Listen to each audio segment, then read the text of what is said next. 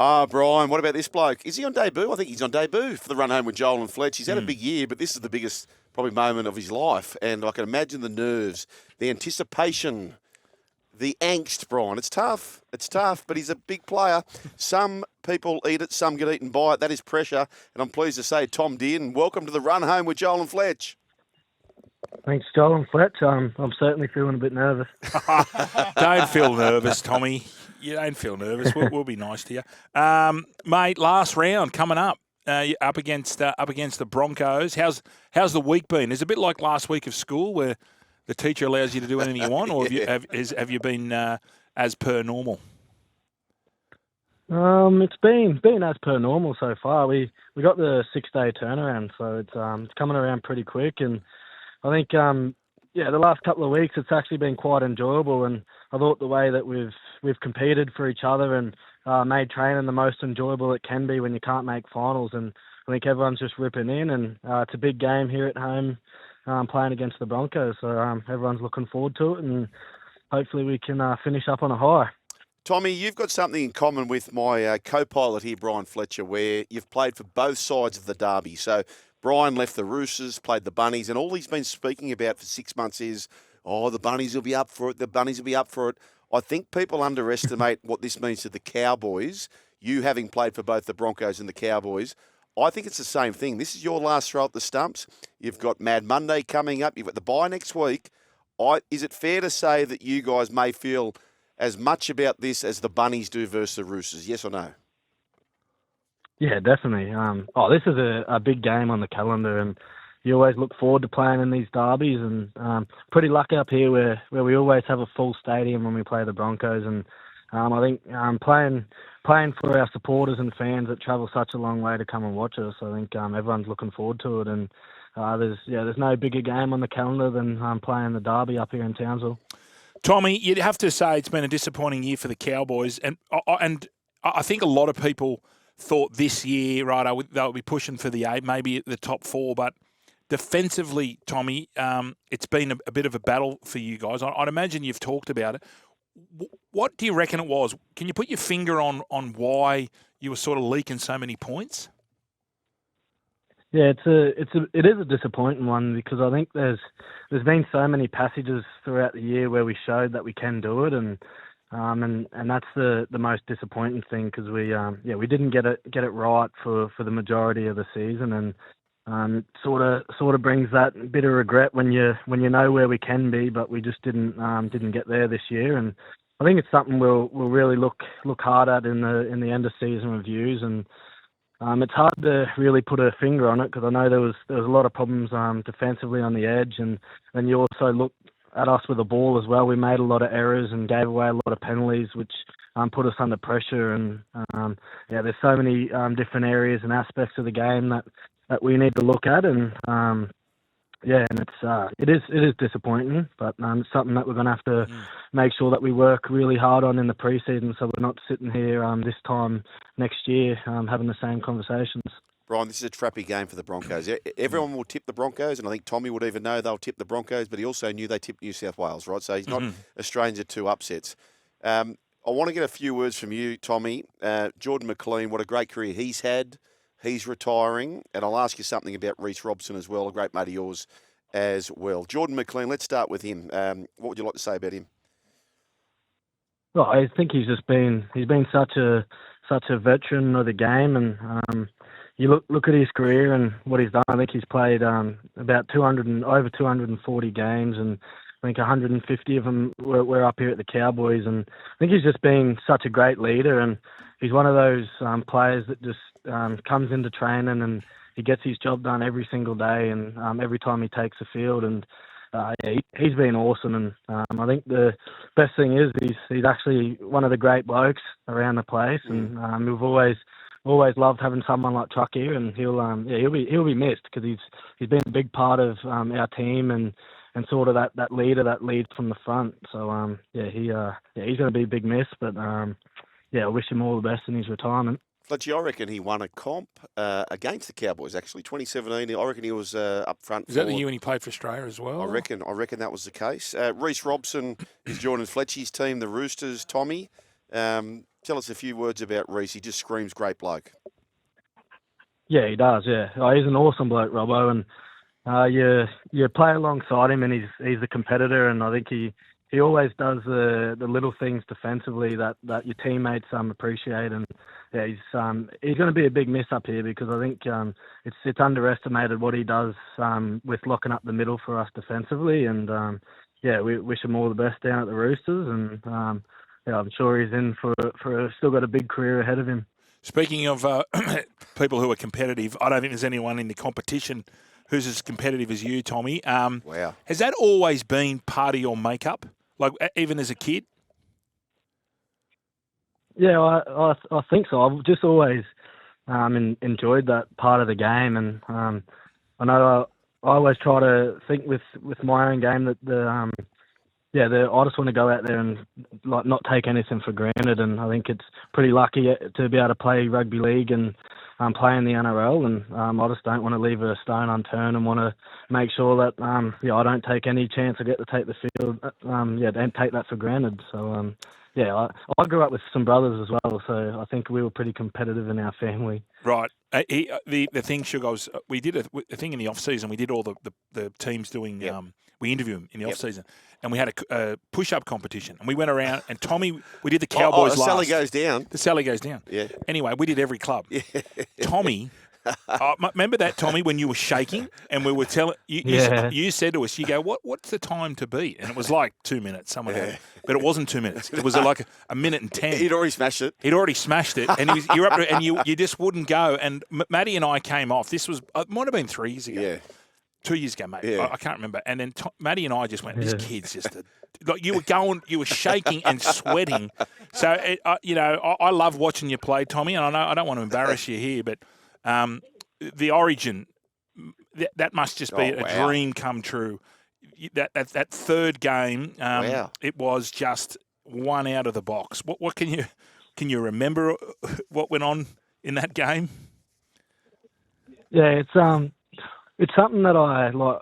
When you come back from the Origin, you got to focus on clubland, and I know I always like to sort of look back and reflect on the year at the once the season's finished, and but I think when you look back to that game and just how everything sort of come about with during the week in camp, and we like Munn lost his old man, and I think just the way the game developed, and then we're playing in Sydney in a decider, and I think Queensland had never beaten New South Wales twice on the road to win the decider, and I think there was so much to play for, and I think when you look at that game and the way that the Queensland side we rallied together, you couldn't draw that situation up any better, and it's a dream come true, and to be able to play in an Origin game like that and beat New South Wales in the way we did, it's something that I'll always remember, and it'd be up there with certainly one of the best moments in my career so far. Tommy, you make it very hard to hate you as a Queenslander. Yeah, very hard. Very hard to hate. Hey, Tommy, I want to ask you this, and I'll come back to the Origin stuff, but really quickly, you mentioned your brothers. Where are you in the sibling order? Because a lot of people sort of buy into that stuff. What's the Dearden sibling situation?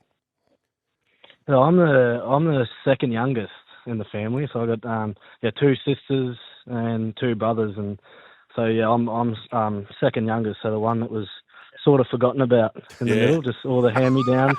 It's always the oldest and the youngest that get looked after the most. And you're right. Yeah, that hasn't changed in our family. Hey, Tommy, can I just say this? Like this is one of the great rugby league stories, and I'm sure there's a defining moment, but there was a spruik on you. There was a spruik on you out of sort of junior reps, and you get thrust into first grade. You're playing halfback for the Broncos, which is huge, which is great. And you must have been so excited about that. The Dearden family so excited about that. But all of a sudden, you're creating a record, an unwanted record, where you hadn't won in like 20-something games. Your head must have been exploding at the time. And then you fast forward down the track, and you would have grown up with the likes of Billy Slater, watching him and knowing of Wally Lewis. And then all of a sudden you've won an Origin series. Billy Slater's wrapping your arms around him. You've won the Wally Lewis medal. Like that is such a big turnaround. Huge turnaround. It's one of the great rugby league stories, Tommy, but Can you take us to where you were, to where you got to? Was there a sliding door moment for this to happen?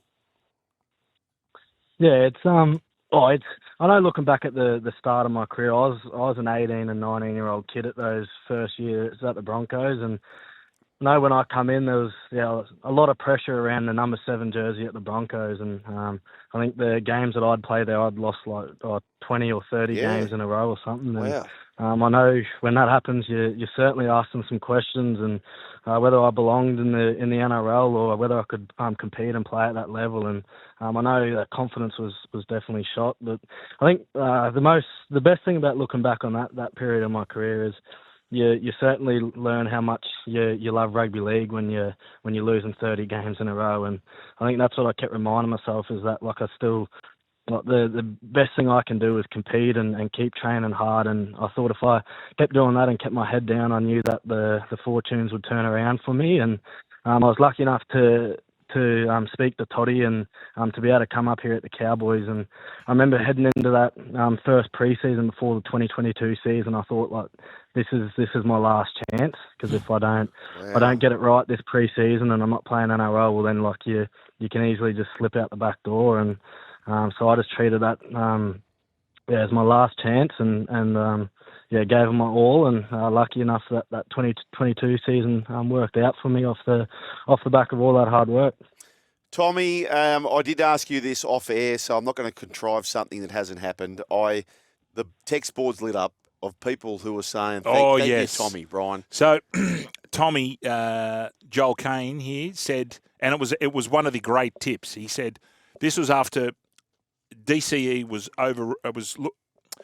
ruled out after game one, and you came in. Billy Slater picked this young kid, and there was a market that was going to be 70-1 for Tommy Dearden to get the Wally Lewis medal. Well, my learned colleague here said, Bears Head, put $5 on that. Yeah. Well, I didn't, Tommy. No, but Sugar did. So it was one of the great bets. Hey, Tommy, before you go, what are you doing in the off season? Are you going somewhere? What's the plan?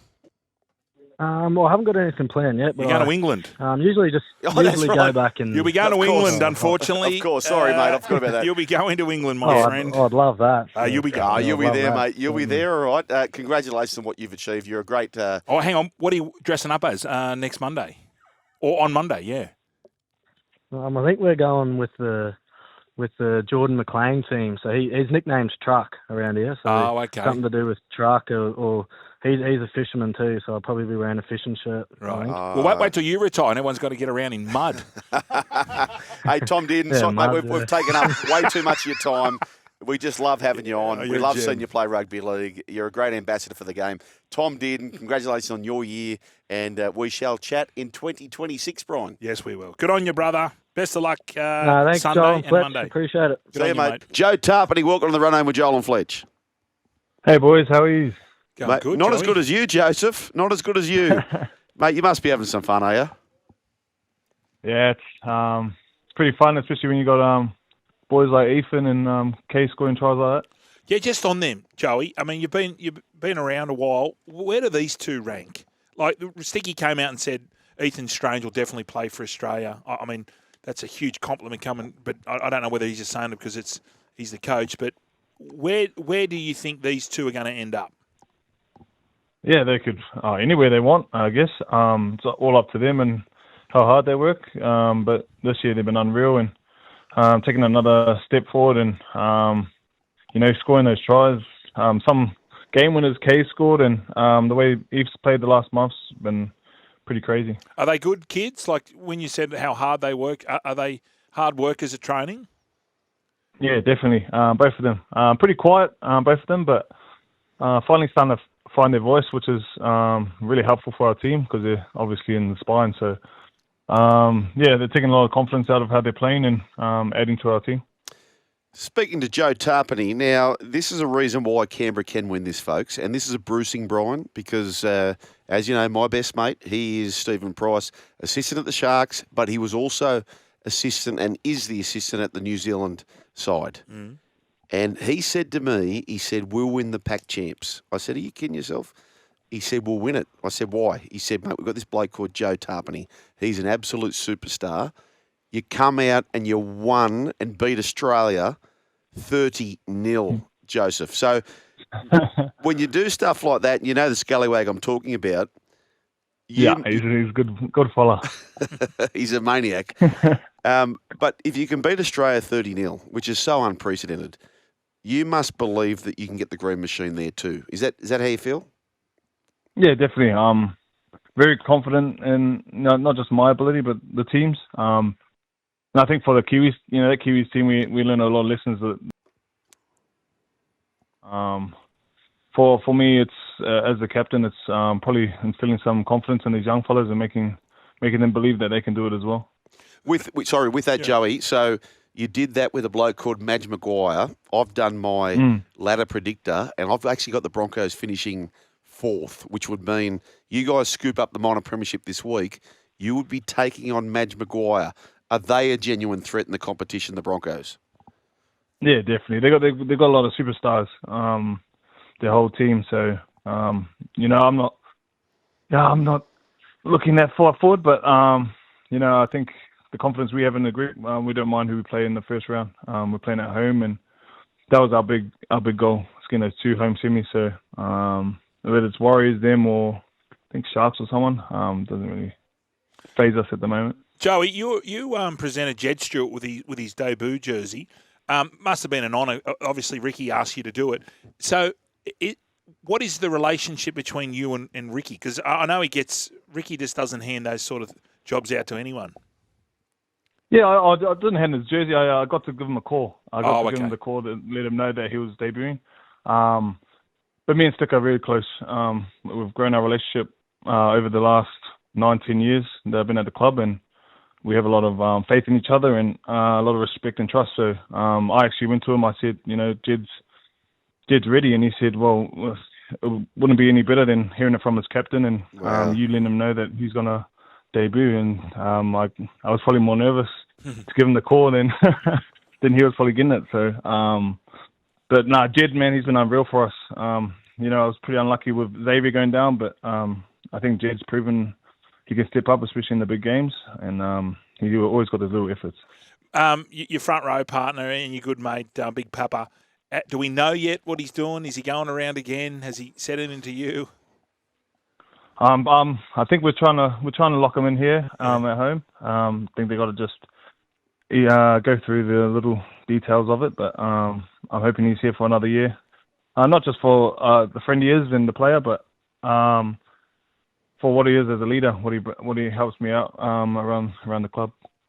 Joey, I'm not sure if you can even answer this, but I assume, Brian, that you go out today in front of a home crowd, sorry, not today, over the weekend in front of a big home crowd against the West Tigers. If you can get the job done, go full guns blazing, you wrap up the minor premiership. Would the plan potentially be that you go, okay, boys, week off, we're not going up there to Queensland, and then we are ready to rock September and October? Is that kind of the loose plan? Oh, I don't know. I haven't talking to Stick yet, but yeah, that'd be pretty cool. I wouldn't mind having a rest, but yeah, we got to lock that. I want to lock that that minor premiership up first, and that goes this week. So my main focus is that. But same time, rest will be nice, but see what happens. If you do get the, I think you get 100,000. Has Ricky promised you can get some of that to take away to Vegas? Surely the trip away's got to be paid for. Yeah. Have you mentioned that? Has he mentioned that? I'll talk to him. If we win the comp, we'll have it all, I think. You got to go to Vegas. When? It's such a great story, Joey. It honestly is. Now, I want to take you back to the miracle of Mudgee, which Vossi coined it. He absolutely nailed it. But this clip has got a little bit of irony, Brian. So we spoke about Jed Stuart. There's 4 players mainly mentioned in this clip. Nathan Cleary, Ethan Strange, Jed Stuart, and KO Weeks. 3 of those players have a father coaching in either the NRL or the NRLW. Joey, have a listen to this. You probably haven't heard this, But I want you to just think about being in the moment at the time, and I'd love your thoughts on the back of this. Well, I don't think we got Vossi's because Vossi's was okay. It was a 4 out of 10. Oh, okay. So I've gone with your Sugars, which is a 9 out of 10. Okay. Nathan Cleary is set up, ready to go. Kenny fires it back. Cleary, right boot, heads towards the post. It's at the post. Hits the post, lands in the hands of Jed Stuart, and off he goes, 10 metres out. Links up with Ethan Strange. Strange over 30. He gets to the fullback. Palms away one. He's 40 metres away. He's 40 away. Weeks in support. Back into Weeks. Weeks running for the try line. Canberra. Wow. The Raiders have pinched it. A famous game at the Wembley of the West. Yeah, that's pretty special. Were you on the field, Joey? Yeah, I was on the field. I actually, I tried to sprint back to A. I went to get off the line. And then I seen KO Weeks. He was about 10 meters in front of me going for the charge down. So I was like, I'm not going to make it. And he actually kicked it, and one of the Penrith boys must have been at marker. All I heard him was saying, yeah, I started cheering. Because it looked like it was going over, and then it hit the post. Wow. And they've run 80, 90 meters, and I was still on the 40 meter when they scored. I was gassed at halfway. K, as you call him, Joey, he's had some big. He's had some big moments. He did this at Magic Round. He did this at Magic Round against Melbourne Storm. Now he's done this against Penrith. I mean, you don't fear anyone in this competition, do you? Is it the youth, Joey, that sort of they're not fearing anyone, or is it just the whole team? I think it's the whole team. But I think it starts at a training, like when we're having like an intense week, like we're on, our contact's on, our aggression. It feels like when we get to the game, the work's already done. And you can feel when we have a shaky week that maybe it's not all there in the game. So Stick's got us up every week. Our training's been intense, and it's really shown in our games. Hey, Joey, we're chatting with Joseph Tapine, who may be the incoming premiership-winning captain, Brian. We don't mock him. No, it's not mocking. Well, everyone, what happens to people that come to our show? Yeah, I know they score. It's law of attraction. Put it I out know, but I just want you to hold back a bit, Brian. We, Joseph, have been unabashed in. We believe we were the first ones to say Raiders can win the comp. Is that true, Brian, or not? Well, I'm on you at 40-1. So I'm just saying, as a betting man, I want you to win. No comment from you, Joe. Mate, I want to talk about this kid. So we interviewed Bobcat Ryan about 12 months ago, and we asked him, of all the young junior New South Wales players that you've coached, because he was coaching there for a while, who's the one? We're not talking about 1 year. We're talking about, the body of work of about 4 years. He said Ethan Strange. Ethan Strange, without doubt. Yeah. What is it about this boy? He's tough and he's strong. And the good thing is, like, he hasn't even, hit his peak, nowhere near. Wow. So when he's starting to open up, like, with his chat and that, and it's starting to open our team up a bit as well. So everyone, compares him to Jack and that, but like when you see him hit, he doesn't, he's not scared to get in there. I think that's his main strength, and why the boys love playing with him. Joe, did you have a crack at Jamal for missing that kick? You wouldn't have had to got to. I spoke to Jamal.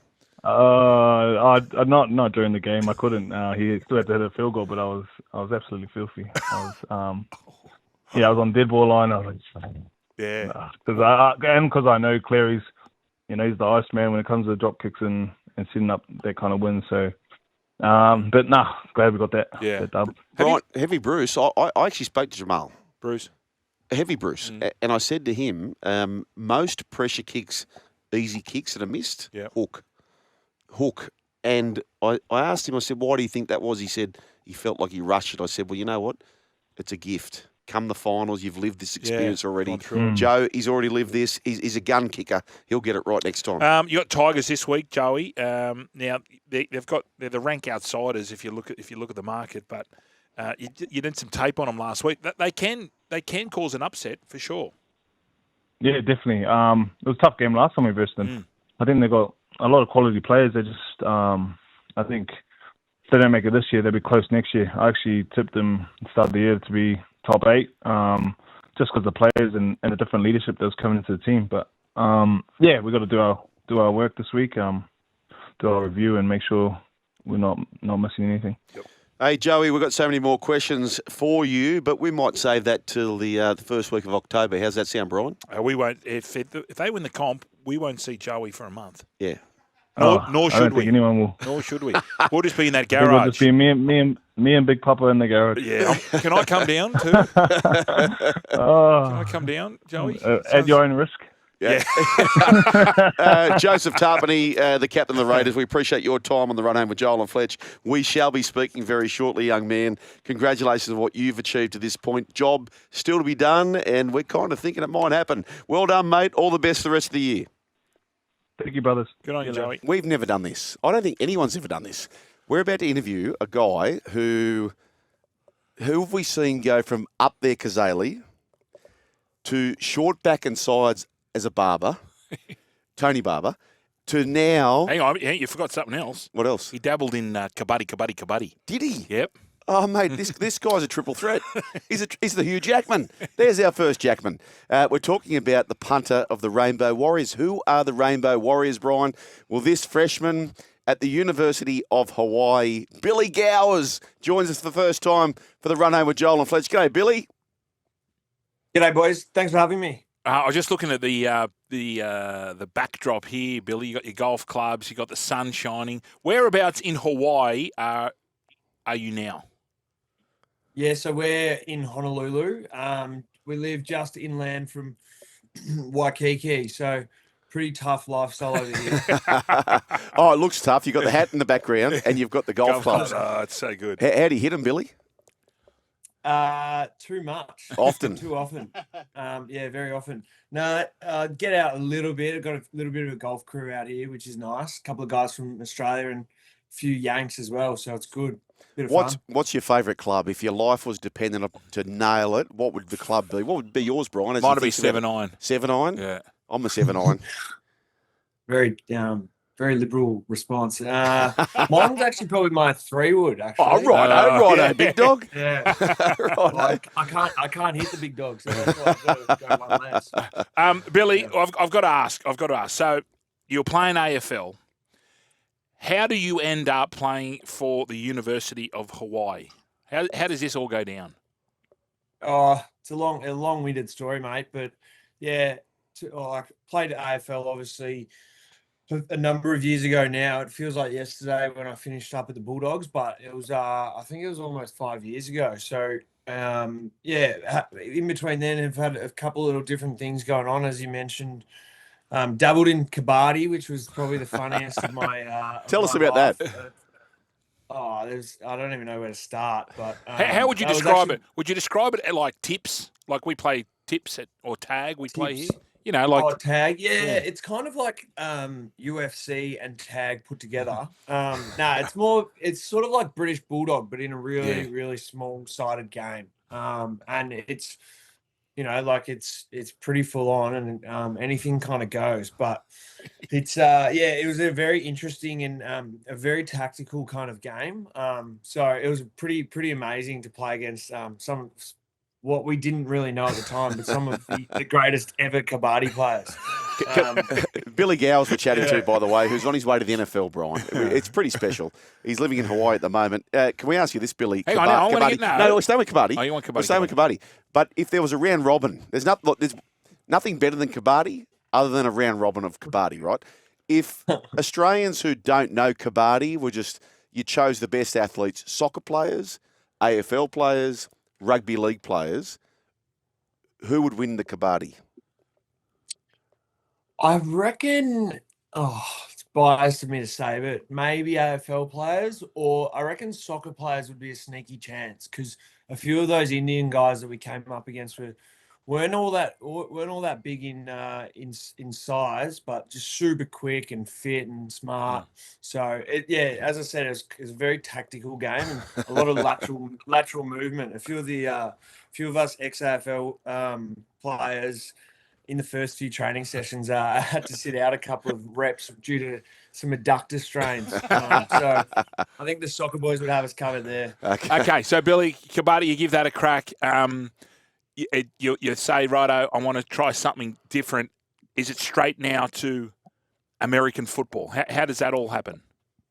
Yeah, well, sorry, I've sort of jumped and skipped a bit, but I was already actually training for American football prior to the Oh. Kabaddi event happening. But yeah, that sort of came about in the last round of the VFL last year. So I was playing for Port Melbourne in the VFL, really close to where I was working at the time, like where the barbershop was. So that was an awesome experience, and I was really enjoying my footy. But as the season was sort of coming to an end, my old man just had a general chit chat middle of the week one week, as we usually would. And he sort of just randomly said, "Have you ever thought about playing NFL?" And my response was, "Oh, like, yeah, I've always kind of thought about how hard it would be, or how, I don't know, just the differences between AFL and NFL. But yeah, I've never actually touched the ball. I've never watched the game. All these little potential crossings came to my head. And, happy and healthy in Melbourne and enjoying my footy, enjoying my work. Had just started a business. So life was, life was going pretty well. But yeah, I don't know, for some reason, Dad kind of convinced me to go down and have a kick with Pro Kick Australia and just do like almost like a little trial. It was just a one-on-one with Nathan Chapman, who started Pro Kick actually, and he'd previously spoken to Dad about potentially me coming down, but Dad and him had played.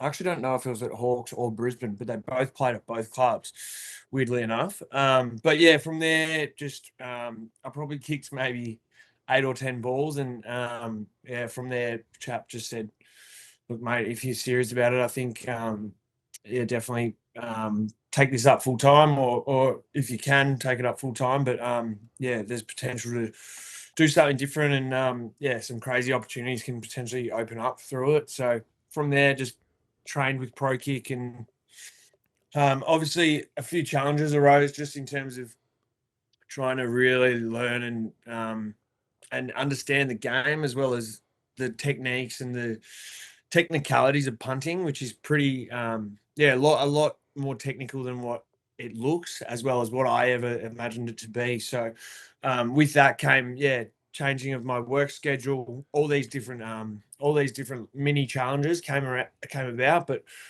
on top of that, I obviously got the offer from the University of Hawai'i. So as soon as that call came through, it was it was definitely a big tick from me, and yeah, it was really looking forward to getting over here, and yeah, that's kind of how it all came about. Run home as we're speaking to our man on his way to the NFL. We're talking to Billy Gowers. And Billy, Brian and I, we had a text and then ultimately a call. There was an Australian who was spotted at Janali or thereabouts, and this guy rang up. He said, "This guy's kicking at 1,000,000 miles." Tourist, it was the Seattle Seahawks Australian. Sorry? Dixon. Michael Dixon. Like, it's real, right? So this opportunity is real. Can you take us through, like, it's not like you're running the routes, you're not having to learn the schemes and all those sorts of things. As a punter for University of Hawai'i or NFL, is it just do your own thing and just kick the cover off the ball, or what happens? To be honest, I kind of wish it was, but Yeah. it's quite structured. I'm super fortunate to be at a program like Hawaii, who's ultimately super professional, and we've got an incredible coaching staff that have had a lot of experience with different programs. So the way I look at it is they've sort of brought together an accumulative sort of program to bring together the best heads and understanding. So yeah, our weeks are a little bit different to sort of the wide receivers, the quarterbacks, all the sort of big positions that have a lot of sort of intricacies as well. But on the sidelines, it'll be me as well as the other specialists who are the sort of the field goal kickers, the snappers, and the other punters, potentially just doing like ball drops, a lot of ball handling, practicing very mundane kind of things. Yep. So practicing walking your steps, as they call it, which is kind of the time in which you catch the ball to when you release the ball. So look, if you came down and watched us train, you'd probably think we're all psychotic, which we probably all are. But yeah, there's still a lot to train. Okay, so just for the purpose of the exercise, so we've got a guy in the rugby league, and I know the ball, the Sharon's different to the Steeden rugby league ball, which is different to the pigskin of the NFL, right? So, Yep. how much have you improved? So from when you're a pro kick to what you could kick an NFL ball to now being in the training, doing your steps as you call it, how much would you say, just an average kick distance, have you picked up 5 metres, yards? What would you say that you've picked up? Oh, to be honest, mate, I probably haven't picked up all that much distance. Yep. It's probably just more consistency and more understanding of where it goes wrong and how it can go wrong. Yep. So initially when I was sort of starting out, my big balls were probably as big as my big balls right now. Yeah, like tourists. Yeah, the reason why I'd get those bigger kicks, I probably wouldn't have been able to tell you. Whereas these days, I'm still obviously in the starting phase of this whole journey, but I probably have more of an understanding of the reasoning behind why the ball is doing a certain thing. Yep. So yeah, I'd say the consistency's definitely improved. Maybe a little bit of distance just with changing of my body and different weights programs, but yeah, I wouldn't say it's changed dramatically. Billy, so the University of Hawai'i, they contact Pro Kick. They said, righto, we're keen for you to come and try. So is it a tryout? Did you have to trial? And we up against other kickers from around the world or around the country of the States?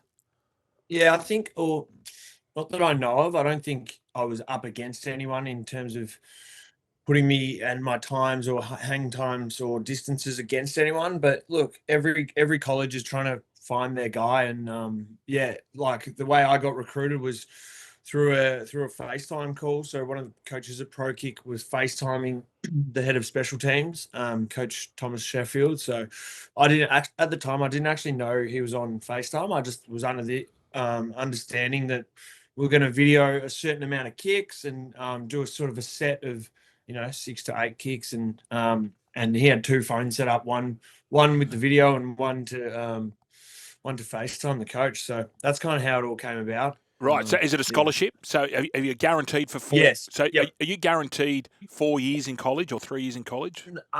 Well, technically my visa is for a 5-year period, but whether you stay, like, as they say these days in college sport, everyone's just on a 1-year deal at the moment, just because there's so much movement, and teams can get rid of guys so easily. So look, I'm not going to get ahead of myself and think, oh yeah, I'm definitely locked in for 4 years. Like, you've still got to perform. It's pretty much like a mini NFL these days. Yeah, right. This guy, Billy Gowers, we're talking to, Brian, hopefully he's going to another draft, but he has been in the draft, and not just your gun kicker, number 9 nationally in the draft, picked up by Carlton in 2015, later joined the Western Bulldogs. You played 33 games and kicked 39 goals between 18 and 20.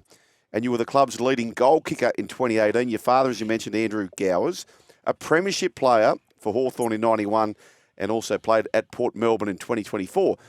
What I want to ask you with relation to a draft, like when would be that time for you to enter yourself into the draft? We saw the story with young Maguire, Eddie's young bloke, who I don't believe he's still staying at college. So despite the national championship victory, I'm not sure if you know young Maguire, but he's not yet being drafted. What's the plan of attack for yourself, Billy?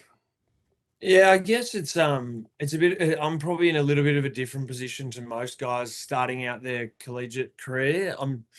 As you mentioned, I've sort of already had a football career in some sense, but yeah, I'm 29 years of age, so like realistically, time is running out in that sense. But in saying that, as soon as you sort of sign a professional or professional contract at NFL level, you can't actually go back to college. So, being able to, I don't even know if I'm good enough, or if I ever will be good enough for the NFL. But yeah, the thought process around it all is just college to sort of understand the game, wrap my head around kicking in the middle of a stadium with people yelling at you and stuff, and understanding the rules a bit more. And then if I ever am good enough, or get get understanding that there could potentially be an opportunity to go to the NFL, then that's probably when I'll nominate. But whether that's after year 4 or any earlier, I yet to know. Billy, I only played the one game. what's college life like as a 29-year-old freshman? Do they make fun of the Yanks, or they sort of welcome you in? Well, I went into funny story. I actually went into a class yesterday. I kind of forgot that I had to go to class until yesterday when it all started. But I walked into a music. I don't actually know what the exact class is called, but it was something to do with music. And I was a few minutes late, a bit flustered, and all these like sort of 18-year-old like bunch of girls just started laughing, just thinking I looked like the biggest idiot ever. And then we proceeded to sing songs and introduce ourselves. So yeah, look, it was a bit of a rude awakening to my first university class, but yeah, we're here after all. They don't think you're from 21 Jump Street, do they? Like you're undercover. No, I don't know. They probably don't think the best of me. And you don't have to. You don't.